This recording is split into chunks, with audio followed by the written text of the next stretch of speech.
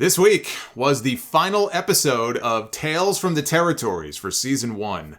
I don't know if there will be a Season 2, but I enjoyed this first season, and they closed it out with Cowboy Bill Watts' Mid-South Wrestling.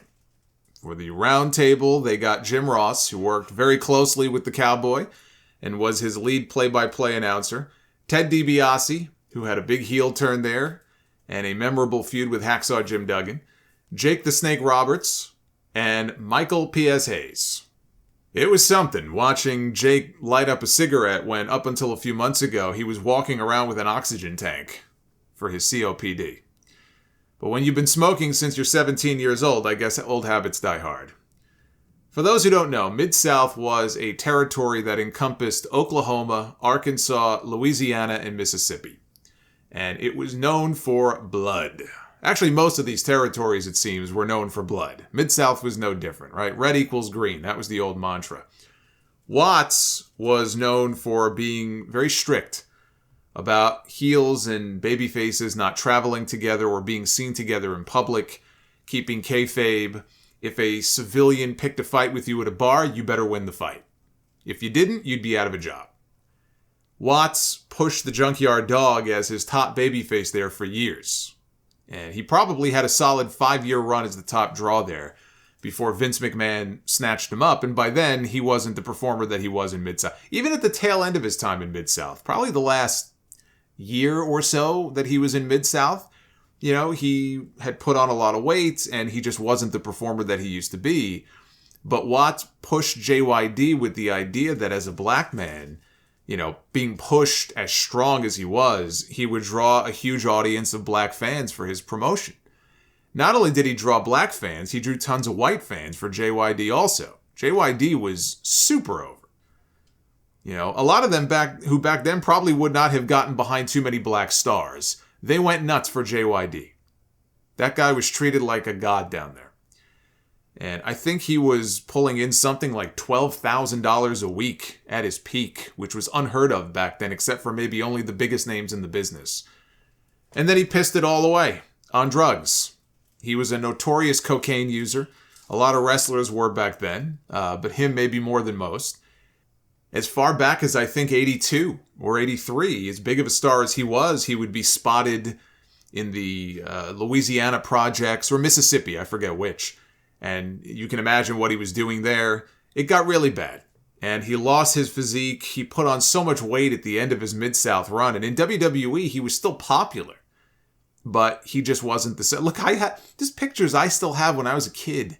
And on the wall, I mean, I was a big Hulk Hogan fan, Macho Man and all that. But on the wall in one of the photos, I had a JYD poster on the wall. Like, JYD was fucking big even then. You know, in WWF, if you were a young wrestling fan. But compared to how he was previously, he just wasn't the same.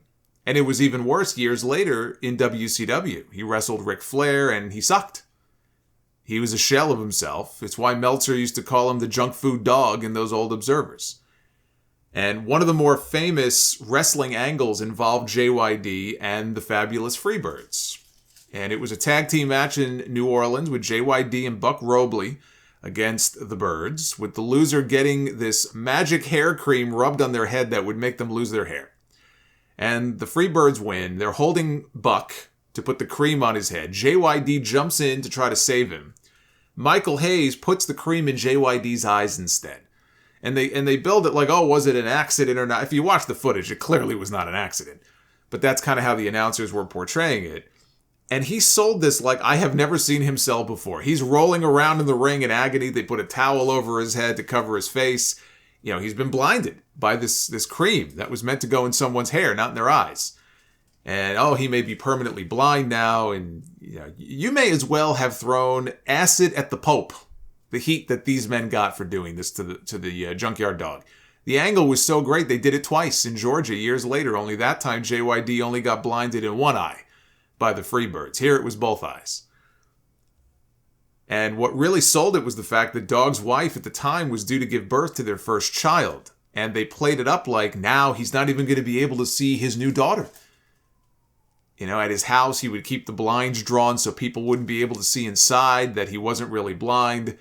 There was one promo where he says, here's my new baby. He's with his wife and his kid. And he's like presenting his family, his new child to the audience. And his wife has to take his hand and kind of guide it to where, she was holding the child because he was pointing in the wrong direction because he couldn't see. So JYD and Hayes, they did big business in cage matches after that when Dog was still blinded. They had one dog collar match in a cage that did 26,000 fans at the Superdome. There's a famous story of a JYD fan jumping the rail at a show and pulling out a gun and aiming it at the Freebirds. And JYD panicked. He didn't know what to do because he was trying to keep kayfabe. And thankfully the cops tackled the guy. I just love the idea, he didn't know what to do. Well, do I save this man's life? Do I save him from getting his brains blown out? Or do I maintain kayfabe? I don't know. Well, he was able to keep kayfabe because thankfully there were cops there to tackle the guy. But in the episode, Hayes tells a story about security finding a guy in the bathroom with a gun, and inside the chamber was a bullet that was engraved with the word Freebird on it. Which, that just sounds ridiculous to me. I assume that's his telling of the story, of the same story. I don't know that I believe that part, but he did have a gun drawn on him, that I know. My favorite Junkyard Dog story, though, it still has nothing to do with Mid-South, but it's still him borrowing, quote-unquote borrowing, $300 worth of weed from New Jack, and New Jack never getting paid back for it. And then years later, when JYD came to an ECW show, New Jack, he never forgot about the money that was owed to him, and he sucker punched him right in the face. I think Dog got a few shots in on him too. When Dog went out to the ring, because they had some legends that they were introducing in the ring that night. When he went to the ring, before he went out, they gave him a different shirt. I think he was wearing an ECW shirt. They gave him a different t-shirt to wear because the old one had blood on it. But he went out there and he got the biggest pop of the night of anybody, that they introduced. And then a month later, he was dead. Jim Ross is the one who sort of held court for the episode. They usually have that one person, and clearly they're like, all right, you're going to be the designated person. You're going to be the one to mention, I heard this story. Can you tell us this story? There's always a designated person. So Jim Ross was the one who, he sort of held court for this episode. And he told a story about Bill Watts making some enemies in his heyday. And one of those people was Jerry Brown, one of the original Hollywood Blondes, who felt like he and his partner should have been making more money, right? A common complaint of many a wrestler from the territory days. And Watts fired him. Now, in other versions of this that I've read, Watts fired him because of his drug problem and alcohol problem. He became unreliable. Well, Brown didn't take too kindly to being fired, and he would sit outside of Watts' home in his car. He was stalking him for hours on end. And one time, he mailed a clock to Watts, showing how easy it would be for him to mail him a bomb if he wanted to. Police were called several times. They never found him with a weapon, so there was nothing they could really do about it. They couldn't charge him with anything. Until one day, with Watts and his family at home, shots were fired into their home, and supposedly they nearly struck Watts' daughter. So, as legend has it, Brown ended up with the barrel of a shotgun in his mouth, and he never bothered Watts or his family again. Now, JR admits he doesn't know if that part happened or not, but knowing Bill Watts the way that he did, he believes that it happened. He said nobody got killed, so that would have to be considered a win for the territory days. And then he told the Leroy McGurk story, another one of my favorites. Although not in as much detail as he has told it before, which is too bad because, it's a great story. But that's why you have me here. I'm here to fill in the gaps for you on these stories. There's only so many stories and details of those stories they can fit, I guess, in 44 minutes. So that's where I come in. Jim Ross, for those who don't know, he drove Leroy McGurk around a lot when he was first starting out in the business. Back in the late 70s, McGurk was a promoter. Before that, he held the NWA junior heavyweight title over 10 years straight. Right? He made him the longest reigning male singles champion of all time. And then in 1950, he was involved in a bad car accident where he went flying into the windshield and he smashed his glasses. Pieces of the glass went into his one good eye, and it caused him to go blind. He was already blind in the other eye. He had an accident when he was a kid back in the 1920s. So now he's blind in both eyes. So that's the end of his wrestling career. So that's the backstory on Leroy McGurk. Now, he had a daughter named Mike. He wanted a boy, he didn't get a boy, but he still called her Mike, even though she was born Michelle. If you're a longtime WWE fan, you remember a female ring announcer in the early 90s named Mike McGurk. That was Leroy's daughter. And Leroy had a rule back then when he was a promoter that nobody, no wrestler, was to date his daughter. Well, he found out that Ted DiBiase was dating his daughter. And at the time, Leroy was working for Bill Watts, as was JR.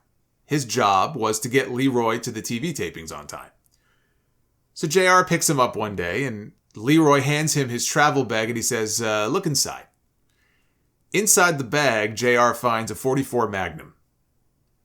And JR asks him, he goes, what's with the gun? And Leroy tells him, we're going to kill Ted DiBiase. All right, the royal we. We are going to kill Ted DiBiase. So he had all of this thought out. His plan was to have JR tell DiBiase, hey, Leroy wants you to go to his room. He's got this great idea for you that he wants to talk about. And when DiBiase got to the door, I think this would have been in a hotel, Leroy then would empty the chamber right through the door and hope that one of the bullets hit him because he's fucking blind, right? He's blind and the door is closed, so it's not like he'd be able to see. Now imagine that poor housekeeper if she came to the room at the wrong time, right? That would have been very bad. So JR rightfully is totally freaked out by this. I mean, his boss is going to kill this guy and make him an accomplice to murder. Meanwhile, the gun is on the dashboard. Every time JR makes a left turn, the gun slides to the right. When he makes a right turn, it slides to the left. Like Jake said, don't make any right turns. But what he didn't mention in the episode that he did in his book is that ash from the cigar that Leroy was smoking had landed in Leroy's lap. It landed in his crotch.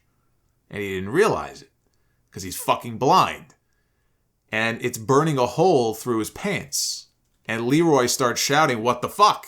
Right? And JR has no idea what's wrong. He's swerving all over the road. The gun's going everywhere. He pulls over on the side of the road to get out and see what's wrong. And he can see the smoke. But he has no idea where it's coming from. And then Leroy starts shouting, my balls, Jim, my balls, they're burning, right? So JR starts blowing on his balls, like he's blowing out a birthday cake. It's not working. So now JR is just praying to God that a state trooper doesn't drive by to see him on the side of the road with his head buried in this old man's crotch. So he starts slapping his balls, and eventually the fire gets put out. He gets back in the car. He stops at a service station. He's looking for a payphone. He's got to call Bill Watts and tell him about this murder plot. So he gets Watts on the phone, and Watts just starts laughing hysterically. And he tells JR, okay, he's probably close to passing out from the whiskey that he was drinking. Get to the hotel, put him to bed. I'll get there by the time you guys arrive, and I'll take him off your hands. And that's what he did, and JR never heard another word about it, and the $1 Million Man's life was spared. They asked DiBiase at the round table, they said, how much longer did you date his daughter after that? He goes, not much longer. It wasn't much longer after that. Jake talked about his famous run-in at the Superdome with the legendary Muhammad Ali. WrestleMania was not the only wrestling show Ali worked as a guest enforcer in 1985. In June, he was ringside for a match between Jake the Snake and the Snowman, who was their television champion at the time. He was there to back up the Snowman, which, as Michael Hayes noted, was an appropriate nickname for the guy. Jake said for all the wrong reasons, if Jake Roberts is calling you out for having a drug problem, you know you've got issues. So Jake had John Nord, the Berserker, in his corner. Nord was only 5 weeks into the business at that point. They show the footage in the episode of the end of the match, which is on YouTube. Ali gets up on the apron, he starts throwing shots. Nord is bumping his ass off for every punch. Jake, though, he's taking the punches. It's not like he's just standing there, but he's taking the punches. He's kind of selling them, but he doesn't go down. He took one shot, he kind of staggers, but he doesn't go down. He takes a second shot, he staggers, but he doesn't go down. He takes a third shot. He still doesn't go down. But he staggers backwards into the arms of the Snowman, who hits his power slam finish, and he pins Jake to retain the title. When Jake got to the back, Bill Watts was furious with him for not selling for Muhammad Ali. And Jake's rationale was, I've got to come back here and work tomorrow in front of these people. Ali doesn't. And Jake says that Ali came up to him in the locker room and he didn't know if he would be mad. And instead, allegedly, he whispered to Jake, "Smart man." Like, he gets it. You know, he realizes that Jake's got to go back out there the next night and work in front of those same people. And they all agree at the round table that Ali was somebody who got it. He got their business. You know, he was a wrestling fan. He understood. Keep in mind, all the trash talk that Ali became famous for during his boxing career that made him a big star, he got that from watching pro wrestling. And Fred Blassie. Ali was a huge wrestling fan. He had respect for what they did, and he borrowed from them. And they again blamed the death of the territories in this episode on Vince McMahon's national expansion, which led to JR telling his famous story of being on the commode when he overheard two promoters plotting to murder Vince McMahon. So this is our second murder plot here of the episode. There was a meeting of NWA promoters in Kansas City. They were going to try to figure out how to stop Vince from growing any bigger. Watts had JR accompany him on the trip with the idea that you might learn something, like his understudy. So they're getting ready to have lunch. There was a break in the meeting, so JR goes off to do his business on the porcelain throne. Now again, this is not an official meeting of NWA promoters. They had those. This was almost like a clandestine meeting. How can we stop Vince, right? So there's a break in the meeting, and JR goes, he's got to go take a shit.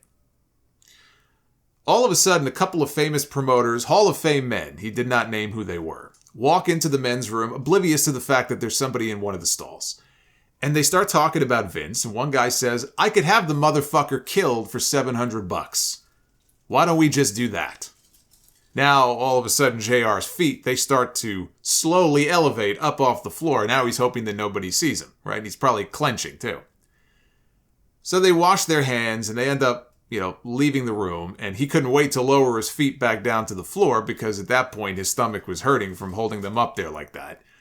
That and probably the bowel full of crap that he was desperately trying to hold in. That's a tough feeling. I've been there before. I can't go in a public bathroom. Not with other people in there. It's just a thing. When I used to still work in the city, I'll tell you a little story here. When I used to work in the city still, right before everybody closed their office, if I wasn't at the office, if I was out at a meeting or I was coming back from one or whatever, I would run halfway around Midtown Manhattan if I had to try to find a bathroom stall if I was that desperate. The best one I ever found was of all places, the best, maybe this isn't surprising, but the best one I ever found was at Tiffany's on Fifth Avenue. They had these nice big stalls with doors that came all the way down to the floor. You couldn't see shit that was going on under there. Actually, the nicest bathrooms I've ever been in were at this Mexican restaurant out on Long Island, which I guess makes sense, right? I mean, because at a Mexican restaurant, it's probably Armageddon in there sometimes. Anyway, all these guys on these episodes have talked about, for the past 10 weeks, they've talked about pissing and shitting and vomiting, so I'm allowed to tell my own tales from the territory. Those are my tales from the New York territory. So anyway, Watts ended up rebranding Mid-South as the Universal Wrestling Federation. That he did that as a way to try to not sound so regional. It was his failed way of trying to expand nationally. That's really what it was. JR says the television ratings were still great, but people just weren't buying tickets anymore. He blamed it on the oil industry in the area slowing down and people not having as much money to buy tickets. Watts ended up selling to Crockett. Jim Ross is the one who brokered the deal because Watts didn't even like Crockett and he refused to make the trip to go meet with him. So he sent JR in his place. But the idea was that Crockett would run the UWF as its own separate entity. And stop me if you've heard this before. He would run the UWF as its own separate entity. And they could build to these annual Super Bowl-like shows, pitting stars from the two promotions against each other. But much like Vince McMahon buying WCW, they dropped the ball and they didn't do it. And it was that UWF purchase that sped up the demise of Crockett Promotions. And I think within a year, is when Crockett sold to Ted Turner. I mean, he had a lot of other spending issues as well, but that purchase did not help. It hastened the downfall of Crockett Promotions. So Watts never even got all the money that he was owed to him for selling the company. In the end, he got something like 40 cents on the dollar for it. And here we are now years later. Vince McMahon ended up owning all of the footage, Crockett and Mid-South. So he got the last laugh in the end. I had fun with these shows. I hope you enjoyed these reviews. Dark Side of the Ring is filming right now, so when that comes back, we'll pick up with the reviews again. This Tuesday is the Vince McMahon documentary on Vice, 9 p.m. Eastern. Some of the talking heads they showed in the commercial for it were Bret Hart, Jim Cornette, Vince Russo, Dave Meltzer, and Brian Alvarez. Cornette and Russo sharing screen time. It's too bad they weren't in the same room. I would pay good money to see that.